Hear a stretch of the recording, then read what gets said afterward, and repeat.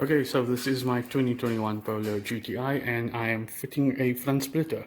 This is a three-piece front splitter in gloss black.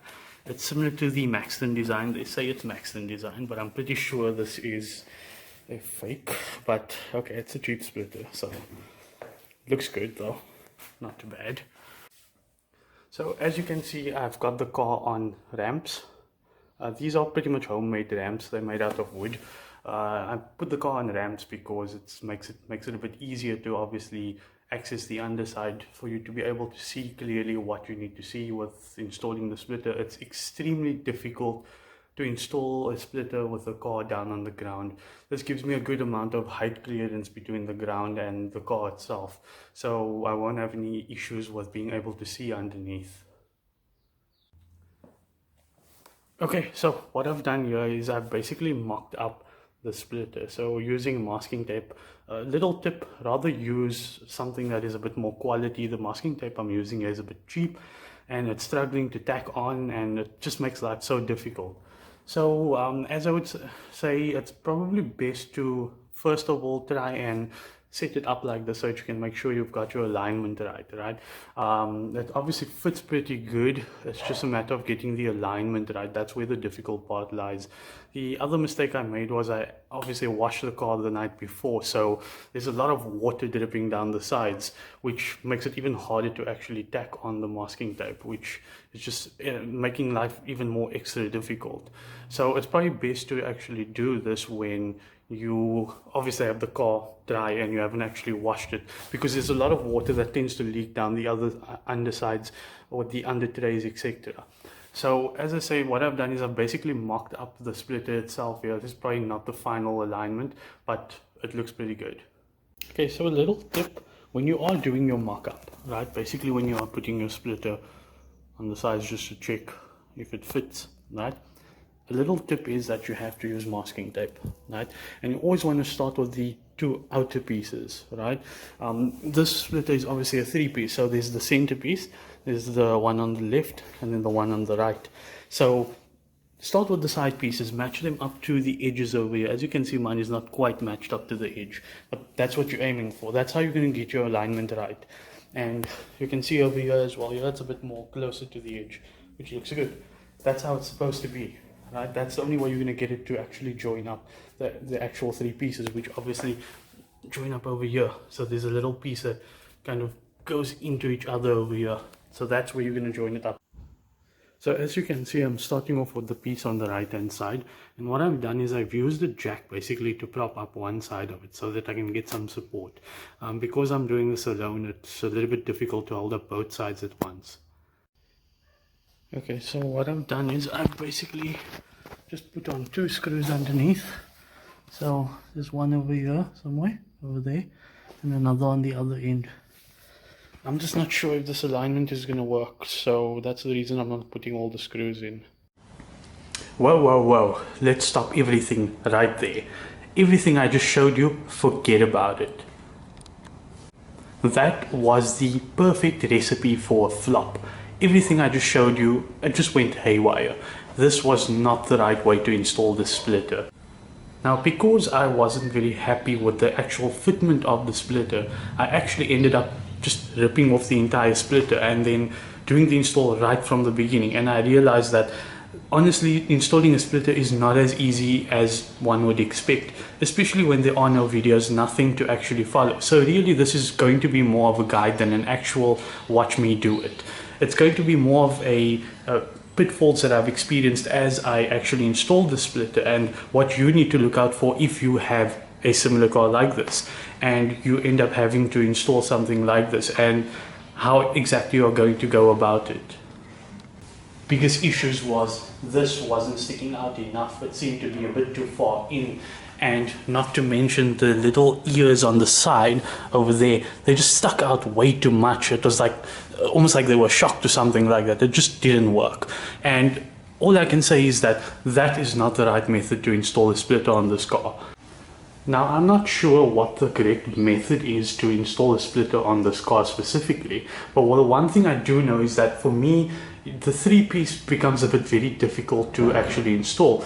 The biggest issue being that if you do start on the outer edges, the problem I ran into was once I installed this side and I installed that side over there, I ended up finding out that the center section over there, it just didn't fit. There was a massive gap that big that just wasn't fitting, and it baffled me how it just didn't work.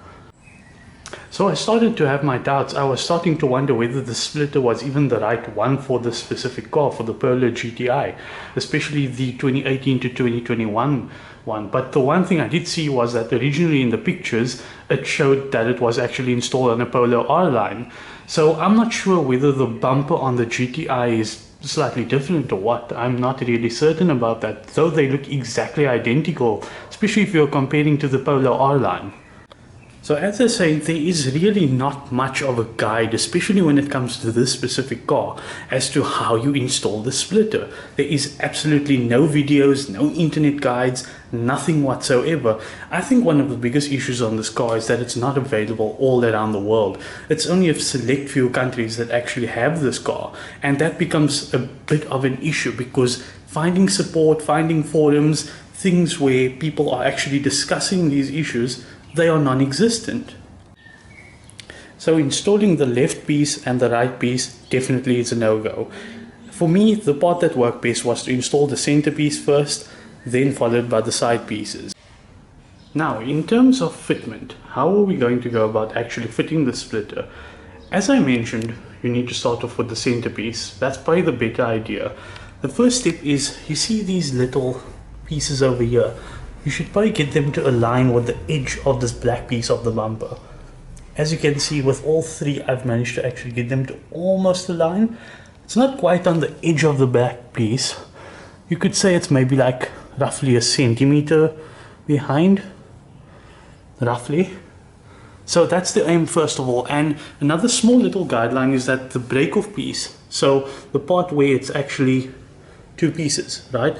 Try and align this line with this part over here. That's how you know you're going to get your alignment perfectly on point.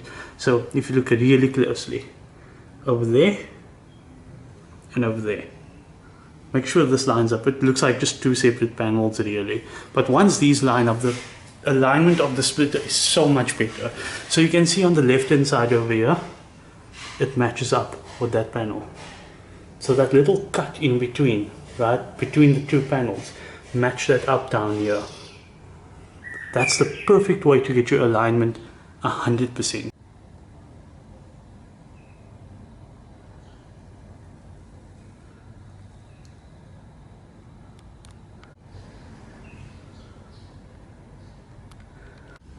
When it comes to screws, I use these little black drywall screws.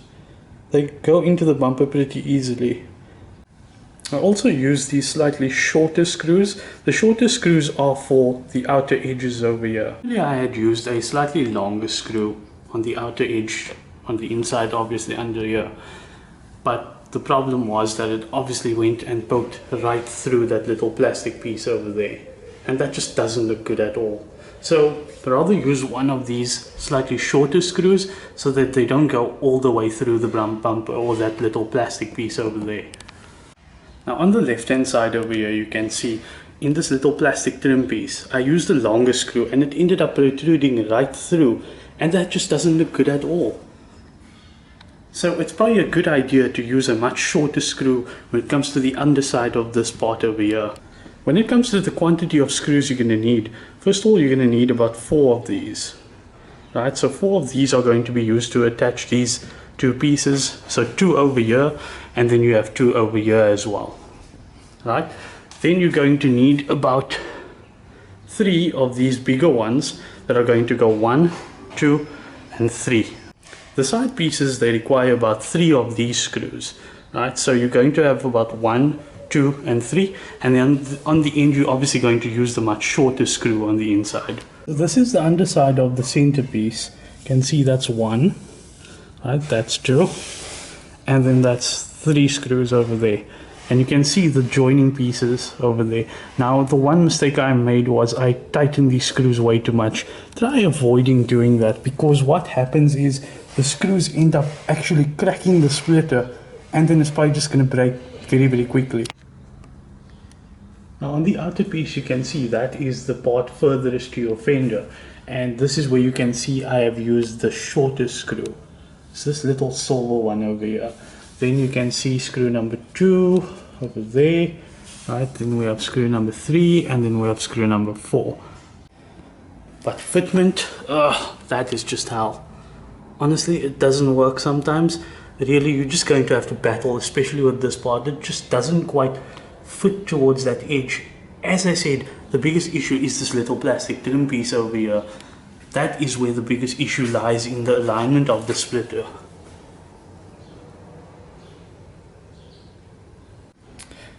Rough install time when it comes to the splitter, I'm going to say roughly an hour and a half. Especially if you're not a pro, if you haven't done something like this before, it's going to be a bit difficult. It's quite a task to actually get the alignment right. And for me especially, it took about 2 tries to actually get it exactly how I wanted it to fit. My personal preference would have been to have the splitter stick out a little bit further. I mean, it's a lot better now than it was on the initial installation, but honestly it could be a little bit better. But for the money, I guess it's decent. It's nothing bad really. I mean, splitters are quite costly sometimes, and this was like about $1,200, so not bad in terms of value for money. Just installation wise, that's where the problem really arised. As you may have seen in the previous little montage, the ear on this edge over here, it stuck out a hell of a lot. Now when I redid the splitter and I reinstalled everything, it definitely looks a whole lot better. The one thing I'm definitely not happy about when it comes to the splitter is this alignment. It seems to sit a bit skew, and I'm not too fond of that, but I've tried my best to get this to align up. On the left hand side it's a little bit worse. It's quite skewed, truth be told. If you really look at that, it's not straight at all. So when it comes to actual fitment with the splitter, I'm not the biggest fan. These side pieces on the other hand are a whole nother story. I strongly believe that if you want to really get a good fitment, the best option is to actually remove these little plastic pieces that come stock from the factory. However, I just cannot for the life of me find any guides as to how I remove this. I've looked under the car, I've looked everywhere, cannot find anything whatsoever. I just have no clue how you take these out. If anyone does know, please just tell me. Mention it in the comments. I'm really not sure as to how you get these out. There's no denying it does still look good. It definitely adds so much character to the car.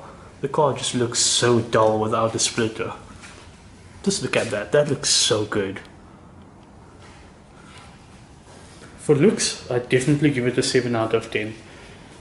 Looks pretty good, but for fitment, might as well give it a 2 out of 10.